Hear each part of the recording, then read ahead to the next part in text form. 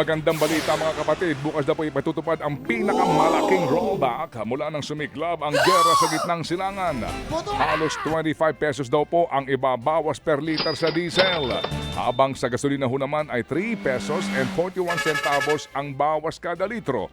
2 piso po naman daw ang ibabawas sa per liter po ng kerosene. Kung pagbabasehan po ang presyuhan ng Energy Department, posibleng bumaba sa 81 pesos hanggang 113 pesos ang halaga po ng per liter ng diesel. Kung sa gas naman, posible na hong bumaba ng hanggang 79 hanggang 103 pesos per liter. Habang ang kerosene nasa 146 hanggang 163 pesos per liter ang maaaring presyuhan. Ito na ang pangalawang sunod na rollback mula nang magkasunod-sunod ang oil price increase nang dahil nga po sa gerang sinimulan ng Amerika at Israel sa gitnang silangan. Paalala po ni Pangulong Marcos Jr. sa mga kumpanya ng langis, ipatupad ang bawas singil ng buo at walang pagkakaantala. Samantala, namatay nga pong isang rider habang nakapila sa bigayan ng ayuda dyan po yan sa Quezon City. Pinagtulungang i-revive ang rider sa Quezon Memorial Circle nitong Sabado habang nasa pila para sa 5,000 pisong ayuda. Sinubukan pa siyang maisugod sa ospital pero hindi na nga umabot ng buhay. 44 anyos ang nasawing rider at residente ng Pasig. Bigla daw hinimatay ang biktima habang nakapila ito.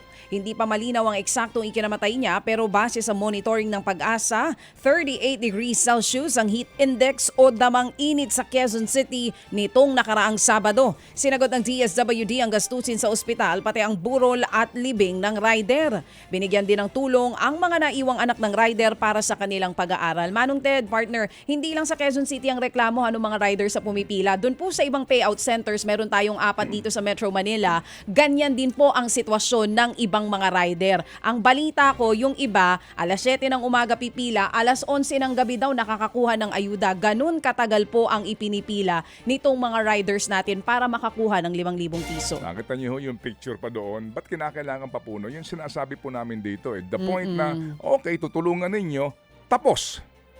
Ba't kinakailangan pa ng pictures courtesy of DSWD? Bakit? Samantala po naman, meron pong isa pang special payout ngayon pong araw para sa mga tsuper na hindi daw nakakuha ng ayuda mula sa DSWD noong pong nakaraang linggo. Sa programang ito, sinabi po naman ni DSWD spokesperson Assistant Secretary Irene Dumlao na naging issue nga ang mali-maling spelling ng pangalan o magkaibang birthday sa record po na sinumite ng Transport Network Company at lisensyang ipinakikita ng driver. Kaya po naman nagtakda ang ahensya ng isa pang special payout para po sa mga kasong ito. Samantala pa rin, nagsimula na ho noong nakaraang linggo ang payout para nga sa mga tricycle drivers sa labas ng Metro Manila. At ngayong linggo ho naman daw ay nakatakdang magsimula ang pamamahagi po ng ayuda sa ilang pang mga transport workers sa labas ng NCR. Yung pong mga jeepney drivers, PNBS drivers, MC taxi drivers, and service delivery riders in municipalities outside NCR, ang schedule po niyan ay from April 21 to April 30. Okay. Hinintay lang po natin yung submission ng LTFRB para doon naman sa ibang transport workers. Yan po ang tinig ni ASEC Irene Dumlao, tagapagsalita ng DSWD. Sa iba pang balita, magkakasa ang grupong Manibela ng panibagong 3 araw na tigil pasada. Simula po yan bukas. Ayon kay Manibela Chairman Marval Buena, layo ng tigil pasada na tutulan ng patuloy na paninigil ng sobra-sobrang buwis sa produktong petrolyo tulad ng VAT at ng excise tax. Dapat daw tanggalin ito para mapababa ang presyo ng diesel at ng gasolina. Nitong nakaraang linggo lamang nang magkasa ng 3 araw na tigil pasada ang grupong Manibela sa gitna pa rin po yan ng krisis. Muli po nakitaan naman ng Commission on Audit ng irregularidad sa paggamit po ng confidential fund ang tanggapan ng Vice Presidente na nagkakahalaga ng 300 million pesos. Ayon kay House Committee on Public Accounts Chairman Terry Ridon, naglabas daw po ng panibagong notice of disallowance ang COA sa 300 million pesos na confidential fund ng OVP. Ito'y hiwalay nga daw po sa 73 million pesos na confidential fund ng opisina ng Vice na nakitaan din ng irregularidad at pinababalik po ng COA.